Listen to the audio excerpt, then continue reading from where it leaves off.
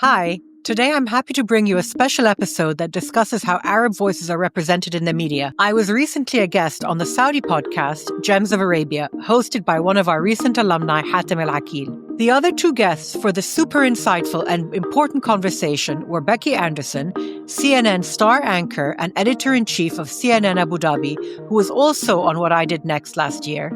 And the third panelist was Faisal Abbas, the editor-in-chief of the Arab News newspaper.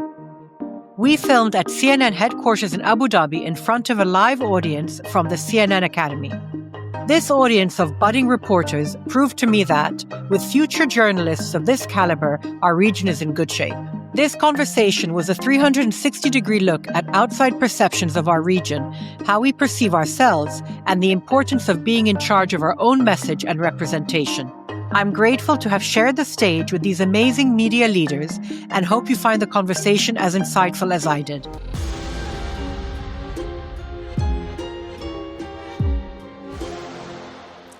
Hello, welcome. This is Hatem Al Akeel from Gems of Arabia. It's an honor to be in the studio. Thank you, Becky and CNN team, for including us today. Today we have the honor of being able to discuss very important topics that are quite close to my heart. It's like representation of the Arab in the region. Are Arabs really able to voice their opinions globally? Have the representation really reached the point where we can say that now local media is recognized internationally? So with us today, we have Becky Anderson, world-renowned journalist and news anchor for CNN. Thank you for having us here. More than welcome. World-renowned journalist as well, Faisal Abbas, who really kind of pioneered the evolution of Arab media when it comes to 2016. You started right after 2030, you started your role at Arab News. So that kind of explains it even more detail. Malak, Fouad, thank you for being with us. Thank you. Owner of A&T Media and podcaster extraordinaire. Thank you. Thank you for also having me on your wonderful podcast. It was wonderful having you. Thank you for coming all the way from Egypt. Starting with Becky, what is your opinion of the evolution of the Arab media locally, especially someone who's been here, who kind of set base Abu Dhabi, CNN? Well, look, I've got three great examples of the evolution of and the brilliance of what we are seeing in this region just here in the studio, and it's wonderful to have you. Thank you for taking over my studio today for what should be a very rich conversation. I arrived here in 2014 to Abu Dhabi with the show Connect the World with Becky Anderson. I'm the managing editor here in Abu Dhabi for the Gulf region for CNN. I've been coming in and out of the region for years before I decided to come. But the point of coming here was to bring the show, which is a 2-hour show. That's a lot of real estate in terms of international programming. I wanted this region to be revealed. I didn't think that the international media were doing a good enough job in really sort of lifting the lid on the region, a region that is navigating a new Middle East. And I wanted to get a sense on and from the region. So we brought a small team from London and built up a team of local talent here, which I'm very, very proud of. And at the same time, here, 4 years ago, we've launched the CNN Academy Abu Dhabi, which is all about empowering young talent to equip them with the skills of storytelling and journalism. So over the more than a decade that we've been here now, both through news and features editorial, I think we are, I hope, embedded in revealing the region, knocking back some of the misperceptions about the region, introducing the region across both news, arts, culture, entertainment, sport, everything. This is a really vibrant region, and it needs to. We need to ensure that we are better telling the story. Tip of the iceberg. I mean, there's so much potential, incredible opportunities. Speaking of transformation, Faisal, the evolution of Arab news over the years, especially digitally, do you think that we are able to reach our goals as Arab in general, being able to reach that kind of international recognition? Well, first of all, Hatem, thank you for having us on your show. And if anybody gives us a cue on international recognition, it's the work that you do. You're very kind. I want to pick up where Becky, our good colleague Becky, has ended, and it's a very important piece. I want to put this into context. What used to happen before great journalists like Becky and great institutions like CNN decided to set up shop here is you would have the foreign correspondent come from London or come from the US for a few days, pretty much with preconceived ideas, and just produce stories that would reinforce these ideas without any depth or without any insight. Of course, many of them got it right, but a lot got it wrong. So I just want to re-emphasize before I talk about the work that we do in Arab News and how it complements the work that Becky does. It is very important. In fact, I think one of CNN's many slogans was "Go there." It's very important for journalists to go there. So I cannot emphasize enough how important it is to have international journalists of the caliber of Becky here in the region. And hats off to the United Arab Emirates for being pioneers in realizing this and establishing the infrastructure to have international broadcasters here. I think Saudi Arabia is catching up very quickly with the regulations changing and the new laws allowing for permits for international journalists to visit and set up base in Saudi Arabia. We will soon resolve that part of the puzzle in Saudi Arabia. Now, the other part of the narrative challenge is us telling our own stories. Prior to 2016, I would say, not just because of what the work I'm doing at Arab News, not just because of the launch of Vision 2030, which I'm very proud to be reporting on. I think we all started realizing in the aftermath of 9/11 that we have a huge problem in negative stereotyping. In fact, the late Professor Jack Shaheen, in his very famous book, Real Bad Arabs, realized that over 100 years, in 1,000 movies, over 900 had negative or inaccurate representation of Arabs. Now, I am not saying there's a conspiracy. I'm not saying that there's somebody out to get Arabs. I'm quite sure if you do the same research about Chinese or Russian or other ethnicities, you will find negative stereotypes. Started since the 18th century, I believe. Yes, well, indeed. But, you have two choices, really. You could curse the darkness or you could choose to light a candle. Yeah. What we chose to do in Arab News is to light a candle, and we take on the challenge, not by propaganda, not by lying to people, by trying to replicate the international standards in journalism to as much as we can within our abilities, within our current regulations, and hopefully with the changes that we are seeing in Saudi Arabia and the new elected board of the Saudi Journalist Association, we will be able to change the current status and hopefully be at par with the likes of CNN and others. It's like, there's a lot of work to be done, but as someone who's also in media myself, I noticed that there is a thirst for credibility, for authenticity. And Malak, how do you feel you can still remain authentic to your values, but also remain globally relevant? Because there's certain topics that resonate locally. Of course. And others that you, Well, from my perspective, I started this podcast 4 years ago. And the idea was always to bridge cultures. So that was always part of the equation for me when I was developing the concept for the show. We look at people's pivot points in life, but we are very much a show that is from the region, for the region. It could be an Arab voice, but it could also be a Western voice who happens to live in the region. We had Becky on the show. I love that. I love that podcast. And Thank you. It resonates so well. Yeah, and I think it works because, you could be living anywhere in the world and you can tune in, and these are people's stories. So you're going to find resonance with it. You're going to find a point in anyone's story that you can connect to. And that's the bottom line. You dig deep. Yeah, you dig deep. But I think also fundamentally, one thing that I wanted to highlight is, we're talking about our region as being separate or different. But fundamentally, it's just an amalgam of stories. We're all the same.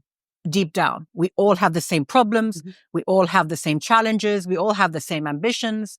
We're just dealing with circumstances that might be slightly different. And when you look at it from that perspective, I think it changes how you approach the question, I feel. For me, I also feel that the Arab world, and I know that this was very much the sort of the anchor of our discussion today, the Arab world for me is not a monolith. It's not a block. So if, like in this region, you're all based in this region, your perspective is Gulf-centric, Saudi-centric, and you see the region from that point. I'm based in Egypt. I see it slightly differently. If you're based in Morocco, you see it completely differently. Your axis is towards France. So, we can't talk as though we are in one entity. So if we look at it from that point of view, then you just drill down into individual stories. So that's how I approach it more. And I think, let me just pick up there, because one of the other tools, if you want to call it that I have with my show on CNN is to ensure not just that I've got people from the region producing the show, not just that we have the Academy students who we are empowering with the skills of storytelling and journalism to tell their own stories from this region, but it's about who we put on that show. Yeah. And that's really, really important, because whether we're talking about Gaza or Lebanon, whether we're talking about e-gaming in Saudi, whether we're talking about tourism in Egypt, I need to ensure that those who are providing the analysis and insight on these stories about this region are from the region and understand the region. I can put, an analyst or a commentator on from Washington. That's fine. That's a perspective from Washington. If I put a Saudi or Lebanese commentator on who happens to be resident in Washington, works for the Middle East Institute, for example, that's better. Yeah. So it's really, really more important. credibility, of course. Of course. Absolutely. But it's not just about the credibility. That's hugely important. It goes beyond that. It's just right. It's just right. It is, that we do that, but because that will help us just... Absolutely. I also feel that we are now, we used to take our cues from the West, right? We would assume that anything that came from abroad was best. That's not the case anymore. And we can discuss why that is. I mean, there's 1,000 reasons why that's changed. But fundamentally, we are empowered to tell our own stories now. Whether it's you on your show, whether it's Arab News, and Becky's perspective as well is very valid and very important. And the nurturing of local talent is vital. If we are to have resonance around the world, it has to come from us. Speaking of which, nurturing of locals with the CNN Academy, I see quite some very... hello the guys. The future so here. Back to you. Hello, and our students here. But the CNN Academy, we seeded the idea here. Ali Reza Haji Hosseini is my colleague here.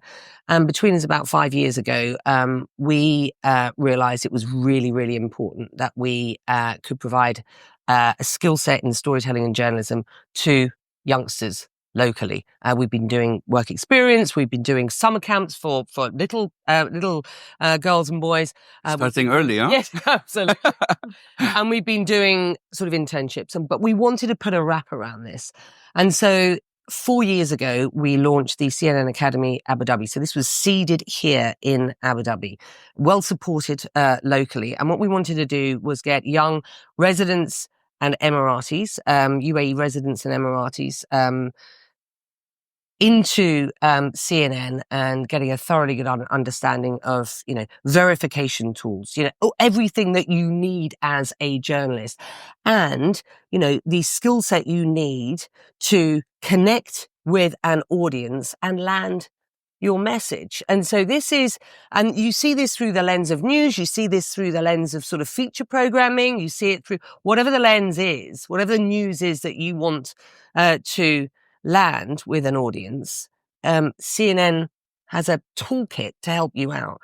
So the idea is that the students join us in September. We've got 45 students this year in Academy for a 12-week program. There's a CNN Hub, so that's the online tool that they get to really do a deep dive, introduced to my colleagues around the world who will, from writing scripts to digital video to, what a social media How does video one looks apply? like. Sorry. It's a very competitive process. It runs for about 2 or 3 months over the summer period. We get an awful lot of applicants. So those who are in this, So you guys are not messing have done around, extremely yeah. well. So those 45 go through a 12-week program during which we have masterclasses. This term, the theme for this year is storytelling in an era of AI. So the masterclasses not only give you a sense of, disinformation, fake news, everything that a journalist or young storyteller needs to be aware of in an era of AI, but the masterclasses are also with experts in the field of AI. And we're very lucky here in Abu Dhabi. This is a sort of global hub, an emerging global hub for AI and advanced technology. So we're taking advantage of the expert talent that we have in this region. So the masterclasses sort of provide an extra layer. At the end of this, we run a simulation, which is best in class. I don't see this anywhere else in the world, where we bring in students from around the world. And to your point, that means this year, for example, we've got, I think 40 students coming in from the States, from the University of Florida, from Georgia Tech, from various other universities in the States, and students from Malaysia, Hong Kong. And then I've got about 150 students coming in for this simulation. So we affect a sort of breaking news environment, which has got an AI theme this year. And we create our own social media for that. And the idea is that all of those students who've been through Academy get a sense of how to use that toolkit in a safe to fail but breaking news environment. So everything they've learned, they then get an opportunity to really exercise in real time. And eventually possibly work with CNN as well. So that's the idea. We've got students who've come out of the Academy program who are not just interns here and now getting jobs here, let me tell you, in Abu Dhabi, but in London and in the States and indeed in Hong Kong. So, this is about building a pipeline. And we're very proud of what we're doing here. Music to our ears. I mean, really, it's all about looking at the community and empowering the youth. Saudi Arabia is 70% of the population is under 25. We're talking about a very youthful population, and the thirst for knowledge and the thirst for experience is tremendous. And also, I think that there's a lot of people that are starting their own platforms. And they need the guidance. They don't necessarily, there's practice and there's theory. Having that combination of guidance and knowing that that's available is tremendous. But moving on to Faisal. Faisal, do you think that there is maybe a struggle where local titles have, maybe international titles have more of an edge over local? Or do you feel like the credibility is actually even more there with the Arab community because it is a local concept? Look, I welcome competition. In fact, I think people thrive when you put their backs against the wall and ask them to bring out the best. But it is also not an us versus them scenario. In fact, I will go back 8 years to when I first started the job and a conversation I had with Becky. And, to my point, Becky was saying you have no idea how important the work that you do is for us, because when our researchers at CNN are looking for a story in the Middle East or in Saudi Arabia, indeed, we're looking to verify. And who better to go and verify than the newspaper of record for that country? Of course, this is a lot of responsibility on us because being adapted to various countries. So we're talking about France, we're talking about India, we're talking about how many Arab users. So that is the idea. So when you take that and you say, well, hold on, I'm the newspaper of records. Why shouldn't I make it easier for people to be quoting us and us doing our job? So that's the idea, indeed, where we said, okay, we are already leading in English. How can we replicate that? So Arab News Japan in Japanese, Arab News French, Arab News Pakistan, and hopefully other international editions. But the idea is you make it easier for people to access information, credible information, verified information, and tell our stories with our own sources and our own narratives. And in that sense, it does not become a competition. CNN is an international TV channel, and it does not compete in America, in its own backyard, with local TV networks. In the same way that CNN does not compete with Arab news in the region, nor, as ambitious as we are, we're not at a level where we're going to say we're going to become the world's leading TV network. In fact, our name is Arab News. So we need to stay loyal to our mission and do it at the best of our abilities. I have to say that I think Arab News has reached definitely new heights in the sense where once the story is out, everyone knows about it. Prior to that, there was like conventional PR, and I think that now there's a kind of combination with digital and media. I think it's very important. But moving on My to mother wrote for the Arab News. Really? Early 80s in Jeddah. Oh, wonderful. Yeah. Well, we are turning 50 next year, so it's our 50th Happy anniversary. birthday. So remind me to invite you and your mother to the celebration. We talked about seeing this region through the lens of this region. I also think it's really important that this region's media provides an opportunity to see global stories through this prism. Faisal, you did some work in Michigan for the US election, and you teamed up with, was it YouGov? YouGov, yes, correct. And did a poll on young Arab Americans in Michigan and how they were going to vote. Now, obviously, that was a very contentious state. It was absolutely in play. It ultimately went to Donald Trump. We did a lot of work on why that would be, and clearly the Gaza conflict front and center in the. But he also went to Michigan. He also He went was to Michigan. super You're smart. absolutely right. And she didn't. Kamala didn't. Are you talking about me or Trump? Thank you. Yes. That would have made all the difference. That would have swung it. But it was interesting because we were able to look at the work that Faisal did as an organization with assets on the ground, reported in Arab news, and we picked that up and looked at that sort of through this lens. So not just through the lens, and I did a lot of work. That's amazing. Arab Americans. Arab News of really holding the narrative. That's amazing. I did a lot of work with Arab Americans in Michigan and talked to, a lot of members of the community about how they felt and why it was that they weren't endorsing Kamala, and why it was that some of them were actually going to vote for Trump, sort of holding their nose to a degree.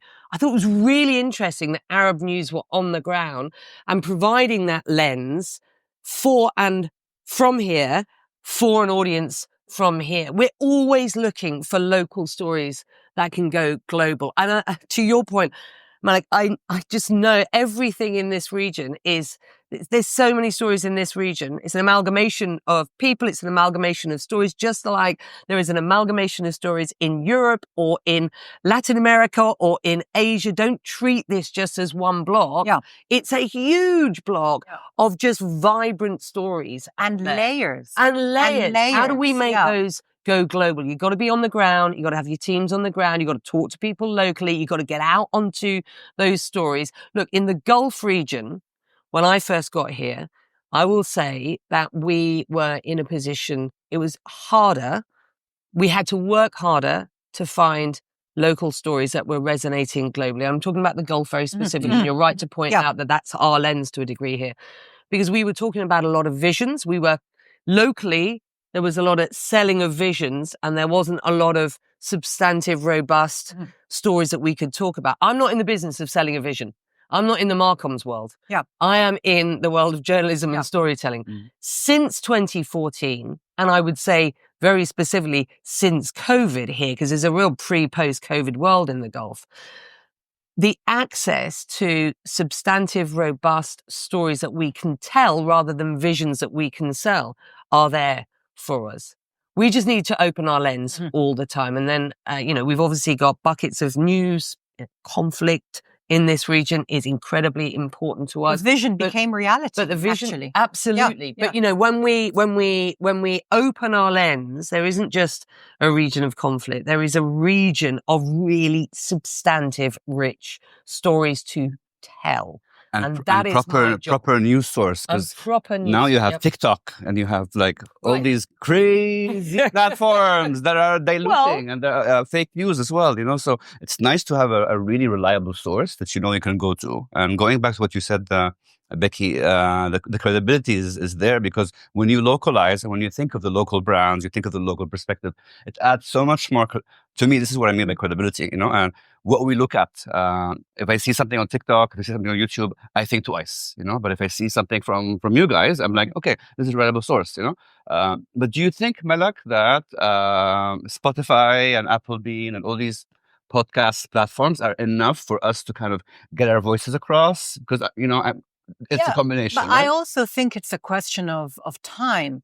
I mean, you look at, for example, other regions of the world or ethnic groups.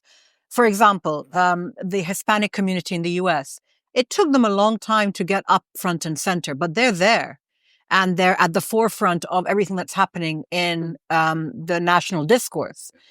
For us, I think we just have to keep going with what we're doing. We're on the right path. If we keep telling our stories, then I don't feel we need the approval of other people. Mm-hmm. We don't need a stamp of approval from anybody. We know what we're doing. We know what our stories are. Let me give you an example. So for me, my podcast, What I Did Next, looks at people's pivot points, as you know. And the byproduct that came out of this, when I was talking to people in comms, actually, they were saying to me, how do you distill what you're doing? And so I said, actually, we've ended up telling really positive stories of individuals from our region, but it's a byproduct. It wasn't what I intended to go out and do. And it's turned out to be an incredible role model in terms of what people want to hear. But it was a byproduct, positive stories from our region are few and far between. They are getting much more. There's many more of them. But as Becky said, when the attention of the world is on our region, on Gaza, on Lebanon, on Hezbollah, on Hamas, then, we have a PR problem. But that is not our problem. Our problem is to keep telling our stories. And eventually that positivity will come through. People will see it. And as you were saying, when people come to the region, they see it for what it truly is. They get to interact with people. They work here. They attend conferences, and they see it for what it is. What would you say is your most kind of important tool in media at the moment that you can get to the most people? Is it social media? Is it podcasting? Is it conventional media? What do you consume the most? Personally? What do you think is the most impactful? I think for a show like mine, and I think it's a global phenomenon, actually, podcasting began very much as an audio format, as you all know. Yeah. Today, YouTube is massive. It's a regional thing. A lot of people in the Middle East consume their media visually. Saudi Arabia, as we know, is the biggest market for entertainment in the region. Then it's Egypt, and then following that is the UAE. And then you have smaller markets. But everyone still consumes video. It's video heavy. But it's a global phenomenon as well. So the podcasting industry globally is moving towards video. So we were very lucky. When we began our show, we were videoing everything from day one. So we have that product. So I still feel, and if you look at a channel like Spotify, they're putting a lot of emphasis on video. They've expanded their video content massively. So that's where things are going in terms of the industry. Hatem, I think it's I think there's each to their own, as it were. I think all of these different platforms are burgeoning at the moment. CNN, for example, CNN Global is a group of brands. For example, linear TV pillar, that if you are in the States and you have watched in the past, which is different from CNN International, is just one of those pillars. CNN as a news destination is the biggest global news destination. I think routinely registering 180 million unique monthly visitors. When I talk about that, I'm talking about digital. I'm talking about the platforms, the vodcasting platforms that we have. CNN YouTube, for example, has 16 million followers. Our breaking news Twitter site has 60 million viewers. But then there's TikTok, and then there's Instagram, and then there's a show that I do both on linear and for streamed TV these days. I think my point in this is I think there's a real value in pod and vodcasting these days. And I think, but again, it's different territories. What the challenge for us, and this is what we talk about in Academy a lot, is how you take the content you are creating and carve that up across platforms. Absolutely. Because, something that we will do for the show isn't necessarily going to resonate on a vertical video. It's a different demographic as well. Yeah. It's a different demographic. It may not resonate as well, or we'll have to do something different with it across a digital print piece. Something may resonate better on YouTube. For example, we interviewed Mo Salah about 6 or 7 years ago now when he first went to Liverpool. That did so well on YouTube because, we understand who's watching YouTube, how people are consuming CNN on YouTube. But to be fair, I think they would consume... They would have consumed that anyway. That's right. He's so inspirational. Yes, yeah. He's phenomenal. And again, I tell you why we got the interview with Mo Salah that nobody else got or has got since, is because Mo is Egyptian. He's from the region. He was, at Liverpool. He's got a story to tell behind that. Success story. He watched the show. He understood that we do stories, global stories with a regional lens, and he wanted to come on the show, which I was very grateful for, of course. But my point is, it did really well on YouTube because we know that that's a hugely consumed platform for us these days, almost ignored over the sort of, over 5, 6, 7 years ago, but it's suddenly become really, but it's how we're all content creators.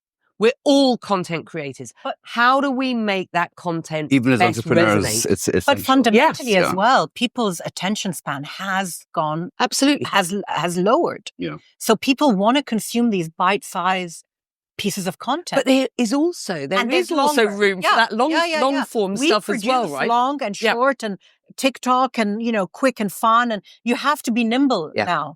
You can't be strict and say this is how I do it. You've got to be moving with, in every 6 months, there's a new thing. How do I best tell my story? Yeah. Which platform am I going to use to tell that story on?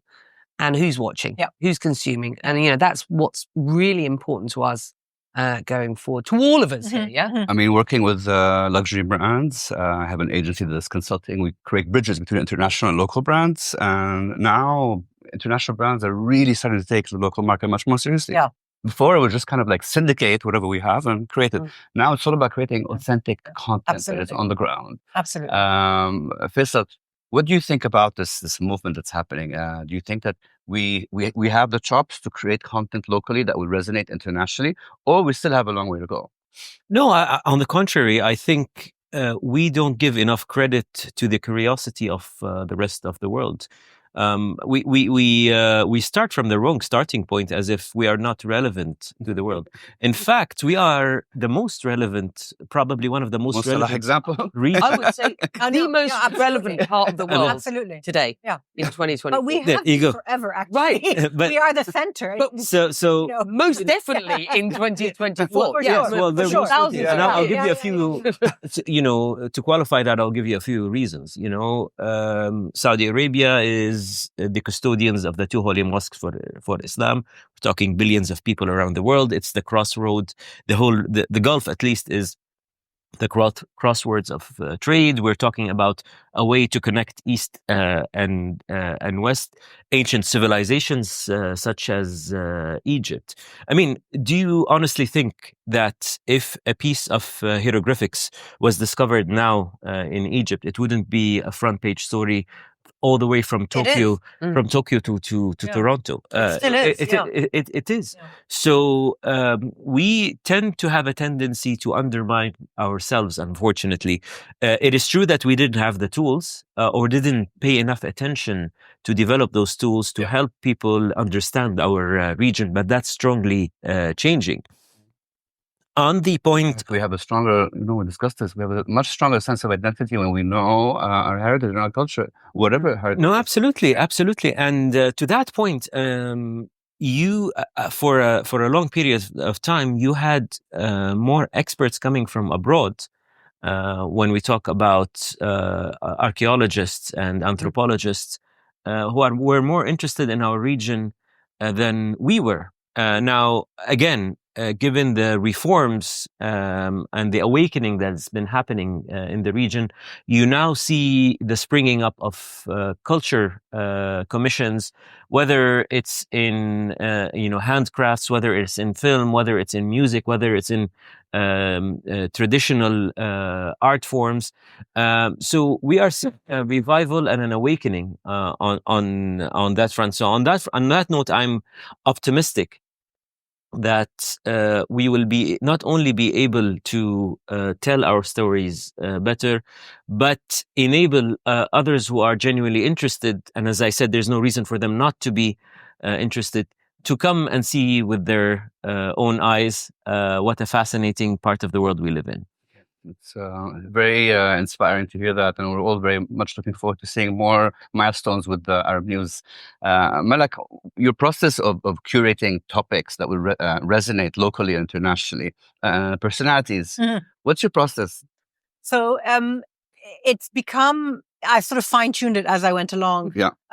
My process is quite simple. I want to get as many voices from the region as I can, as many industries as I can as well. So in fact, we have been seasonal. So we'd had 2 seasons a year. And starting in January, we're going to be a continuous show. Good. So I think it's going to be a bit more interesting and just smoother. Yeah.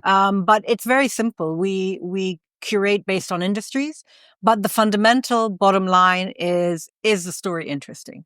Does that person know how to communicate it well? Are they excited about their journey? And can the audience learn something from them? Okay. So that's really what I'm looking for. Yeah, fantastic. Becky, more on CNN Academy. When are we going to have it in Saudi?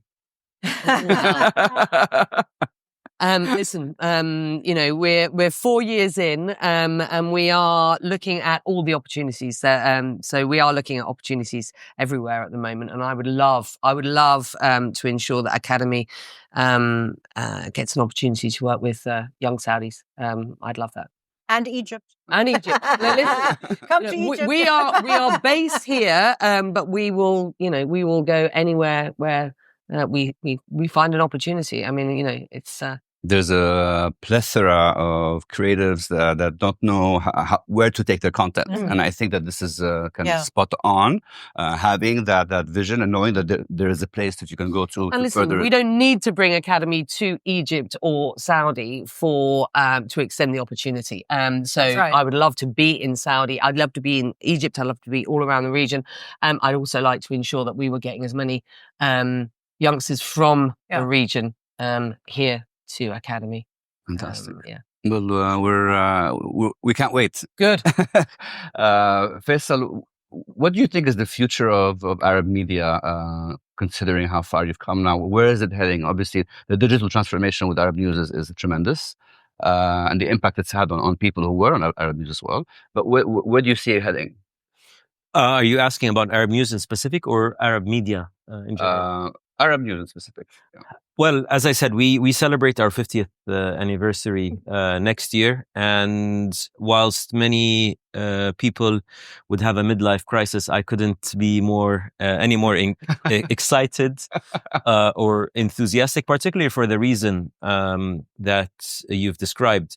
Look, when I took the helm about 8 years ago, we had very Arab news specific problems, legacy problems, industry within Saudi Arabia problems. All of that has been resolved. I think, thank you for all the praise that you've given Arab News. We don't take any of it for granted. We firmly believe that we are as good as our last story, and everything we've built can go if we blink for only once. Yeah.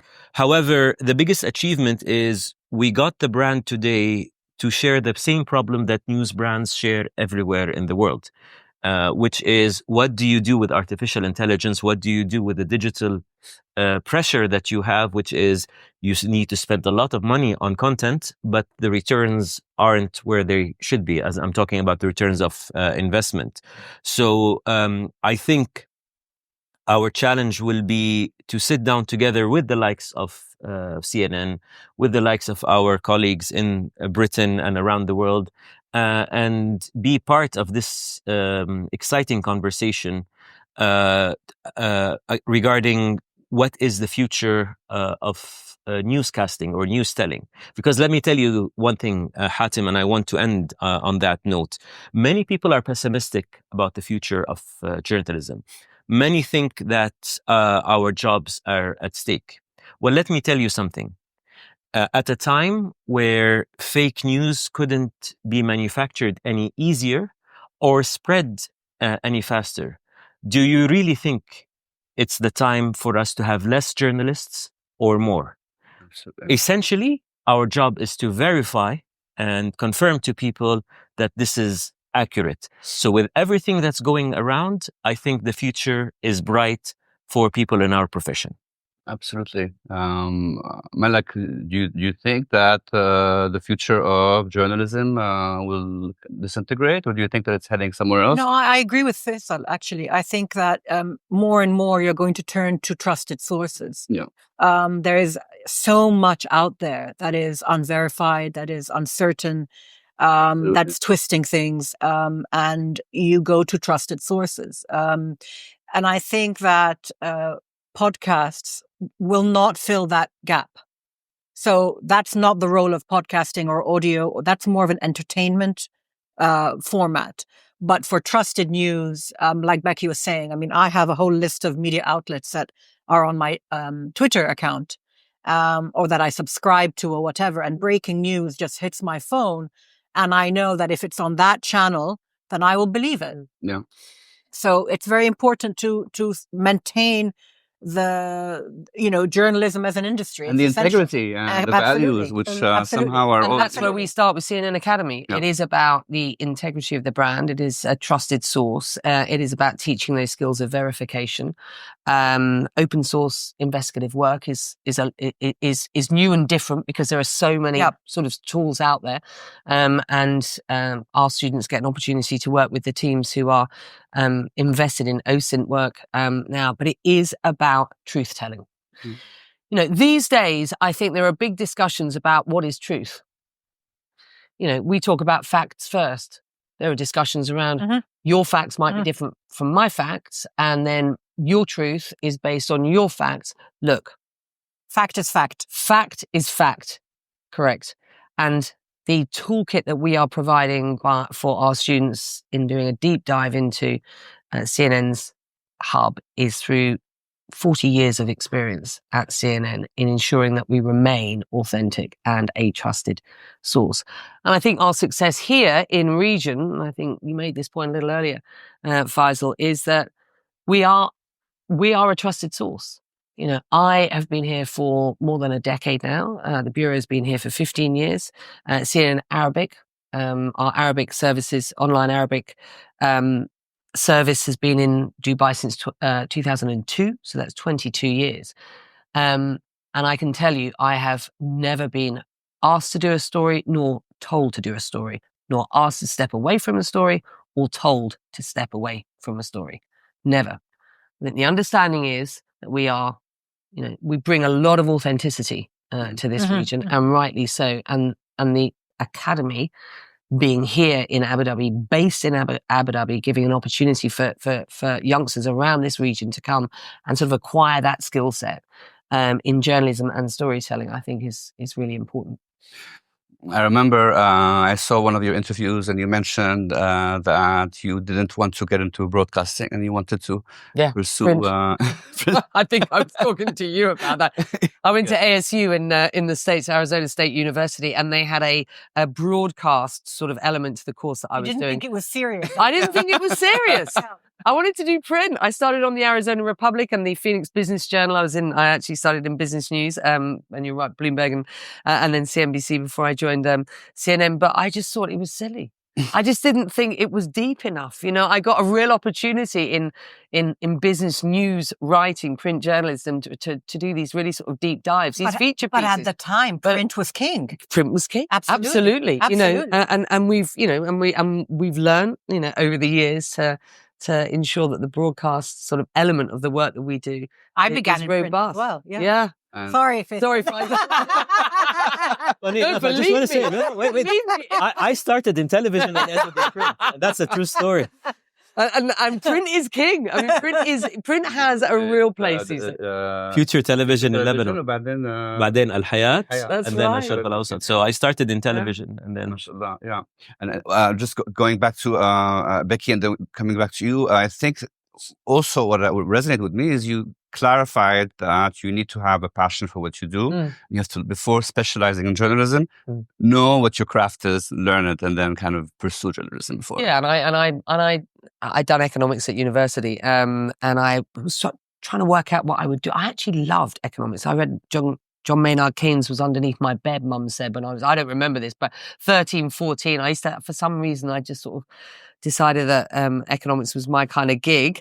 And I didn't know what to do with it. And I always wanted to be in storytelling. And it was sort of the nascent years of business news. I mean, obviously there have been newsletters and business news and financial information that have been there for as long as the world of finance has been around. But sort of, the New York Times had recently, just in the early 90s, had launched its sort of business section. And I was seeing that in a lot of print.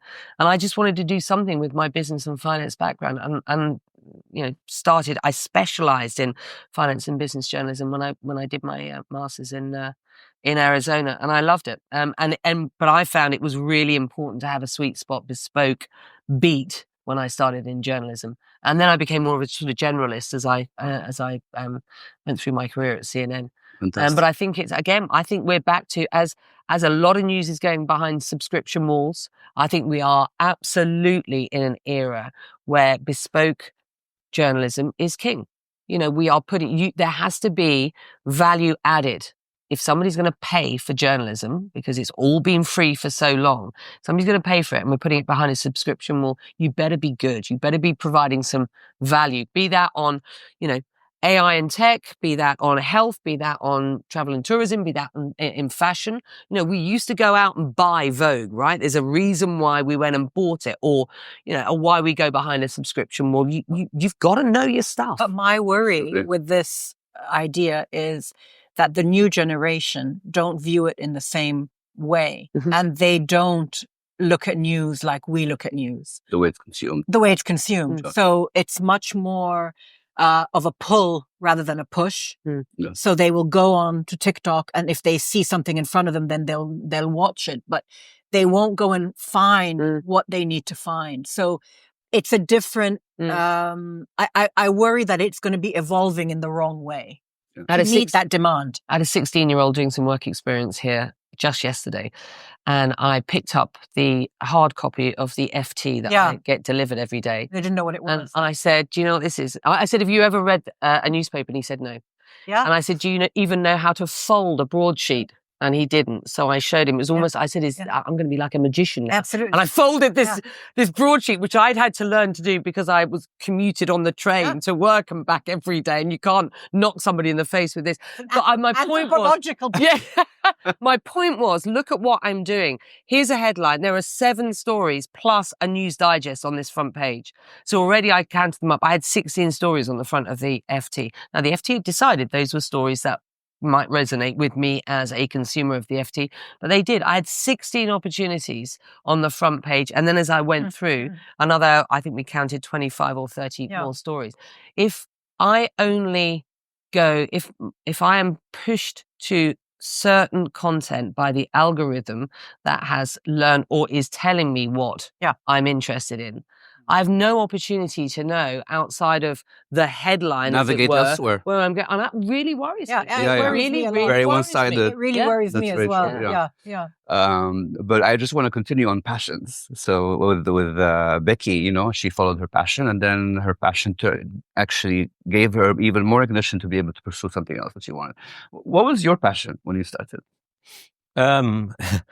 My passion has always been journalism since I was a kid. And since we're both from Saudi Arabia and from Jeddah, you'd remember in the 80s, pre-satellite and pre-internet, there was not much to do. Egypt, you know, when you move the... in the summer only. You would get Egypt. We were like, Malak. Fix the antenna.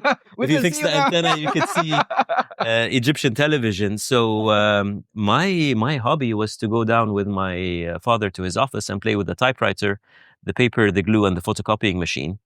And scissors and I mean, very old school. Luckily, copyright issues weren't very at the surface. At the top, I think I would have infringed quite a lot by copying from other newspapers and producing my own magazines. But that's how it started. That's really cute, actually. And yes, it is cute. However, I could argue that I've been a journalist all my life.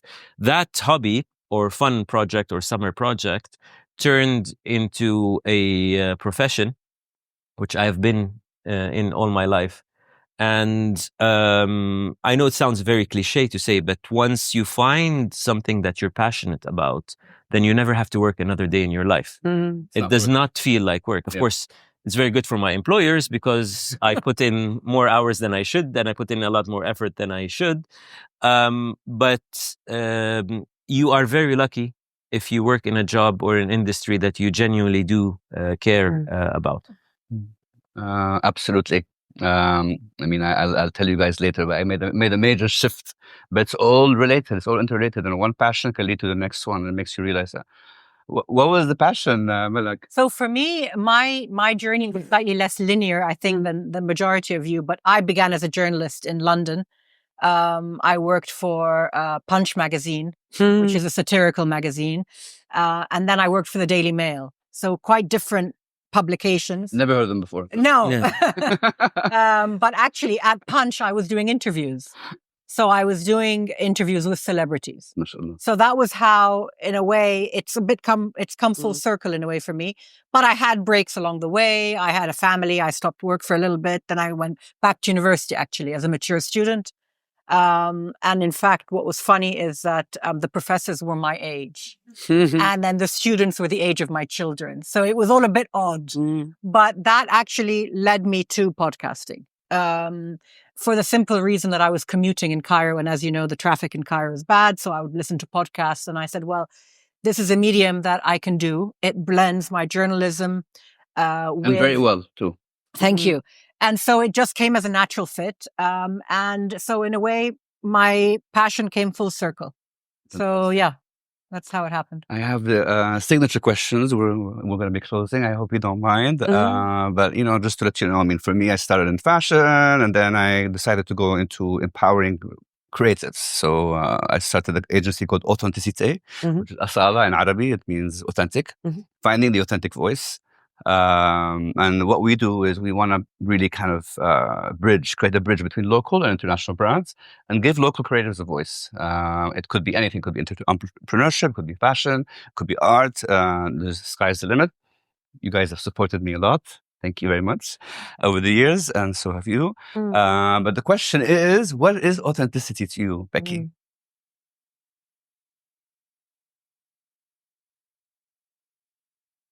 I think authenticity is just about ensuring that you reveal how rich whatever it is that you are talking about. Your essence. Yeah. So I think authenticity is about the essence and richness of whatever it is that you're talking about. Okay, I like that. Faisal? Be yourself. Everybody else is taken. So, and you have no idea. I mean, and I speak as a journalist who, for most of my career, has had to sit with a lot of people, and you can smell directly who's being themselves and who's putting on a mask. And you don't want to be in the same room or friends or close to somebody who's just putting on a mask, because you can tell. What you want is the person who is themselves. Yeah. Be it in a relationship, be it at work, be it in any contest. There is nothing like being authentic. Absolutely. I think it's also a question of being true to your roots. I think that has, for me, that has a big part to play. And I think it's a very personal journey. I am Egyptian, but I spent most of my life outside of Egypt. So for me, it's a mix.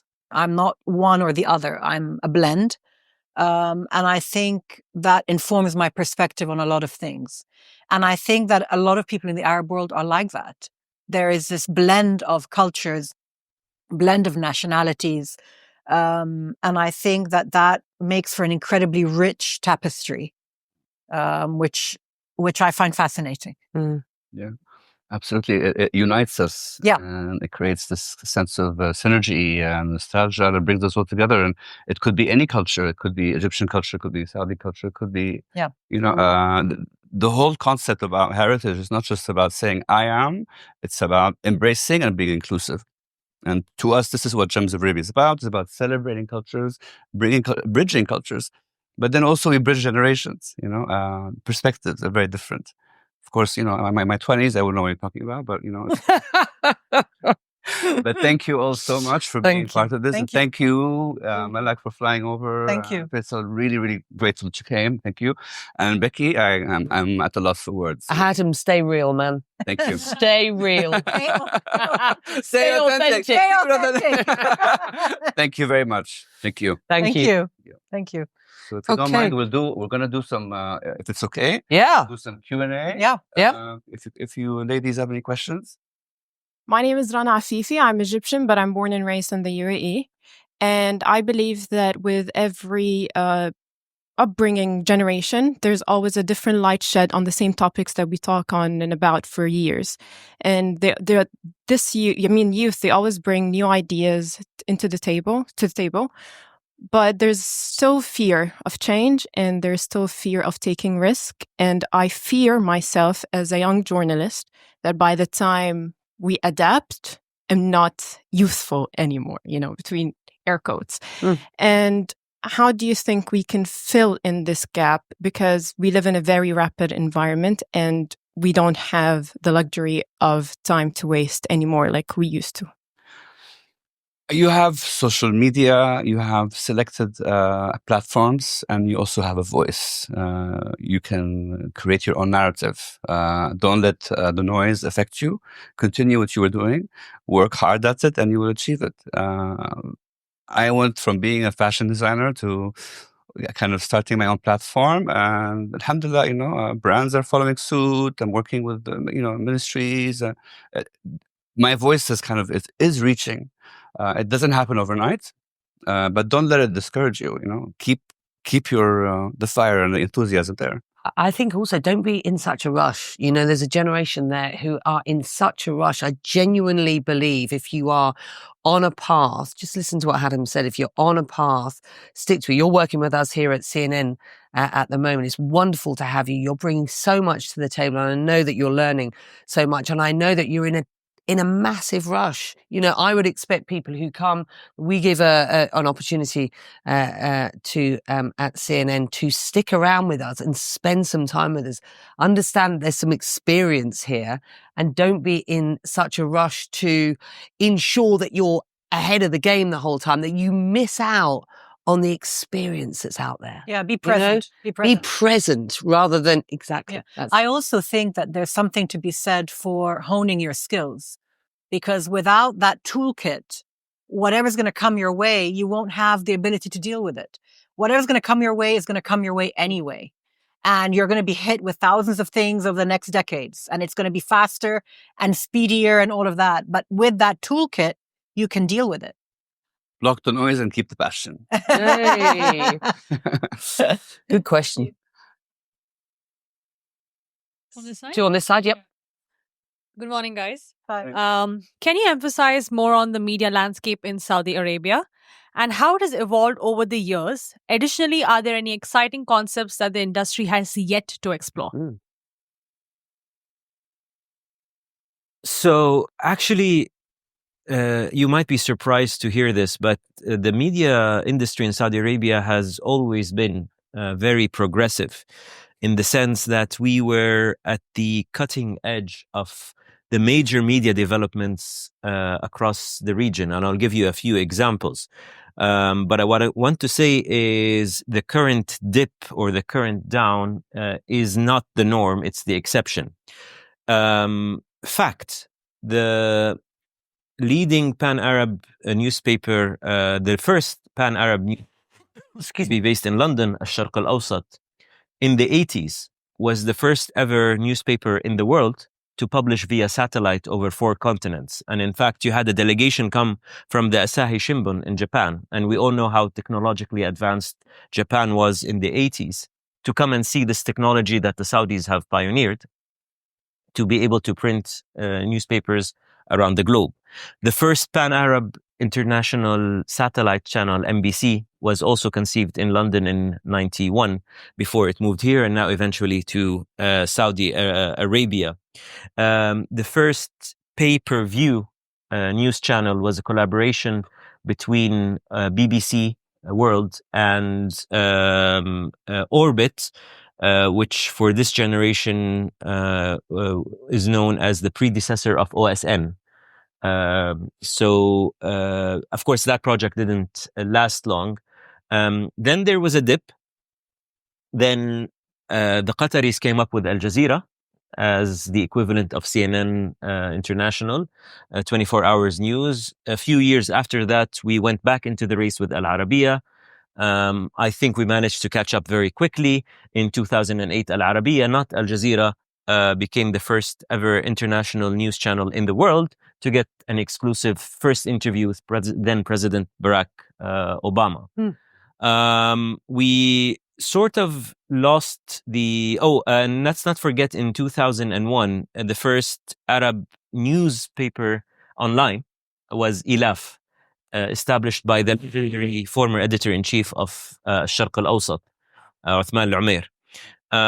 We missed the plot a little bit when it came to social media, but I think with the reforms that are going on now, and the huge collaboration between the media ministry and the artificial intelligence bodies, we are looking for the next big thing. So I wouldn't be surprised if the next big thing in the media sphere comes from Saudi Arabia. So validating to hear all of your thoughts. I am an editor-in-chief of a student-run newspaper in Abu Dhabi, and this discourse around the Western gaze on freedom of speech is something that I engage with a lot. So it's very validating to hear all of you. I have 2 questions. I'll keep them brief and objective. One is for you, Hatem and Malak. I'm curious about your audience analytics. Who is the demographic? What is the demographic that's consuming your content most? And are you satisfied with that? Are you reaching your target audience? And my second question is to you, Becky and Faisal. We're talking about trust and integrity, both of which are very loaded ideas. One manipulated image in the newsroom and your credibility is at stake. What are practical practices of trust building that are happening in the newsroom? Give me some insight, please. Shall I start? Yes, please. So in terms of demographics, podcasting is an industry that we don't have yet very deep numbers on. So, and that's really a worldwide thing, actually. In terms of my show, I'm pretty much split male female.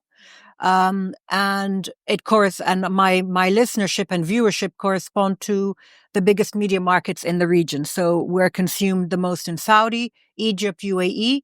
But because my content is firstly in English, not in Arabic, I have a much wider reach. So I'm international on a much smaller scale, but I have reach in Australia, which is fascinating.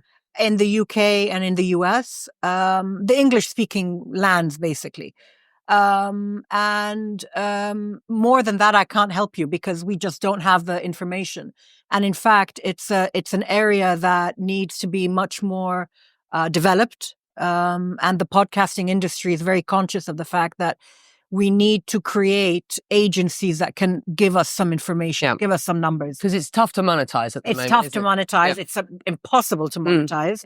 But more than that, we don't know more than that, you know. We can know demographics, we can know a bit about it, but we have much more information regarding our social media reach. Because in a way, the way we approach the industry is you have your product, which is audio and video, that has an audience, but you also have a subset, which is social media, and it's its own beast. So I have an audience online that never consumed the show, either listening to it or watching it, but they know about every guest and they know all about that. So those numbers are there. Well, I don't know. I mean, you know, podcasting is still that's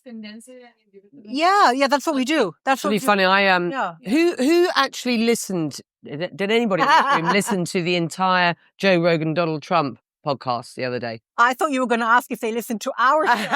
I should start there probably. But it was interesting. It was an exercise for me because this is as a journalist reporting on that. I had initially thought, God, I haven't got time to listen to those 3 hours.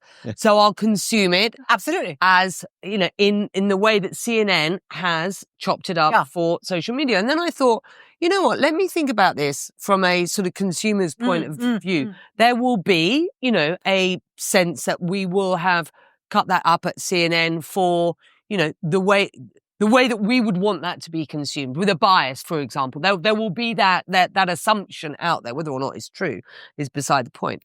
So I did listen to 3 hours of it. It was such an interesting exercise to remind myself that social media is not the way that we should be consuming our news in its entirety. One-sided. And it's literally hitting the cutting room floor type stuff, right? It's like somebody has decided to take this out. It's the gotcha moment. It's the out of context moment. And I think across the US election campaign, there was a lot of debate about taking stuff out of context. And I think there was a lot of, you know, there was a lot of truth in that to a degree. And I think that happens a lot, you know, so people think they're consuming you. And you're happy because at least you're getting some numbers on it. Right. Very detrimental because you're trying to portray the full person. Yeah. You know, you're interviewing someone.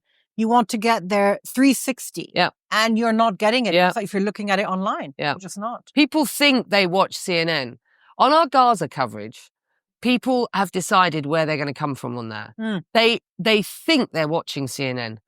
But if I get complaints from Israelis about our coverage, that's because they have consumed what we've done in social media. They haven't watched my show, I can tell you that. I can tell you that much for nothing. Yeah. And a Palestinian who had huge complaints at periods of time about our coverage has not consumed our coverage.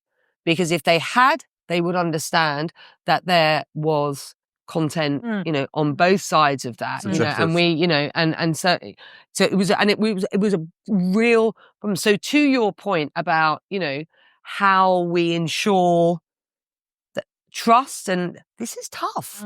This is tough because we can ensure that, you know, through the OSINT teams, for example, and I think you'll do some, you'll have done some work with those teams on in Academy through our verification, you know, tools, ensuring that we go for at least 2 two sources. Single source approval is really quite rare at CNN. I can get single source approval on a very, very, very good source that I will have in this region, who I've built up a relationship with over years now, and I can get single source approval for that. But it is the exception that proves the rule, that we only get single source approval. And that's an American style of journalism. Yeah, absolutely, absolutely. And so, and people will say, well, who are your sources? You might have two biased sources. Look, we do our jobs as journalists, and we're a fourth estate, don't forget. Yeah. I mean, journalism in the true sense of the word is the fourth estate set up to ensure accountability from the other three estates, right? And so that's very different from, the world of, storytelling in Marcoms or across, there is, I mean, I say we're all storytellers. All journalists are storytellers, but not all storytellers are journalists, right? I mean, and that's really, really important. Yeah. And so when you come to us at Academy, you are learning to be storytellers and journalists. And so to that point, I think, it's the OSINT teams, it's the new tools that we have, open source tools that we have to help us, verify facts, upskilling, absolutely. That's 100%. But answering your question, basically, I come from a fashion background, so thank God for Instagram. I was able to build a community. I had 3 boutiques in Saudi, Jeddah, Riyadh, Khobar. At the same time, from there, the community started being built. I thought, why don't I start creating a consultancy agency? So IFRA, which is an international, it's an institution in Saudi, a cultural institution, pioneers in cinema, pioneers in everything, in fashion, asked me to come and curate an exhibition for them. And I'm like, okay, why me? I'm a designer. And I realized, you have an eye. So from there, I realized that my eye was to kind of bring creatives together. And from there, it kind of translated into writing. Where were these people from? Predominantly Saudi, but with Gems of Arabia, we're inclusive. There's usually a conversation, someone who could be from the MENA, could be from Saudi. There isn't any kind of specific, it just has to be Saudi, but it's Saudi-centric. Through my content, I've noticed that there's a lot of cringy campaigns that are coming from international brands coming into the region, wanting to create something local that makes no sense to us. So I did all my content myself. And from there, I fell in love with content. And I realized that you can build a community through content. And at the same time, you can work with brands. Most of my Gems of Arabia episodes are actually sponsored. So I work with Valentino, with Boucheron, with Harrods. I've had a 1-year relationship with Harrods. They've been very supportive. We covered Middle East. We went to Balad and Jeddah. We filmed in London, reaching out to the community, all through a podcast. So just to show you that there are certain ways of monetizing. Obviously, the fact that I'm a consultancy agency, I'm in marketing, that helps me pitch and approach brands and a fashion background. But there's so many different ways of utilizing your content and monetizing it. And alhamdulillah, I've been very lucky. Now I'm going to film with Marley, the jewelry brand, and it's tapping into areas that are different. We try to get away from the fluff of the whole just kind of influencery side. And keep the substance there. That's my advice. And when you tap into a brand, you get to go collaborate. And now doing those collaborations really you get to reach more people through your audience. So when you have collaborations, this whole new movement now changes your demographic and your reach. So normally we have London is very much part of our Saudi, of course, Jeddah, predominantly, since I'm a Jeddah boy. Riyadh is starting, Abu Dhabi, Dubai. We have a lot of North Africans, because since I used to design a lot of traditional garments for what was loved by North Africans, and the US. I'm so pleased that you said the fluff of influencers, because influencers, by the way, are not journalists. And they are not storytellers. No, absolutely. So, and I think we are I think we're moving beyond. And again, to our point about don't be in too much of a rush, because, 3 years ago, you might have just said, I need to be, I need to get out there. I need to do what the influencers are doing. They're the ones who are resonating. I think we're going to find there's going to be a different world. And there's a backlash happening. Yeah, already. absolutely. It's visible. We need proper storytelling. You are authentic because you are brilliant at what you do. You're passionate about what you do. You've got a background. You've got a bespoke interest in what you do. You're a professional. Okay, well, thank you everyone for being part of this Gems of Arabia podcast. Thank you, Becky, for hosting us. It's been an absolute joy. And I salute you on the CNN Academy. We look forward to seeing what's in store for Saudi soon. Of course. Malak, thank you so much for coming to Abu Dhabi for this podcast. Thank you. And Faisal, I appreciate your long trip. Much appreciated. Thank you very much. Thank you. Thanks, everyone.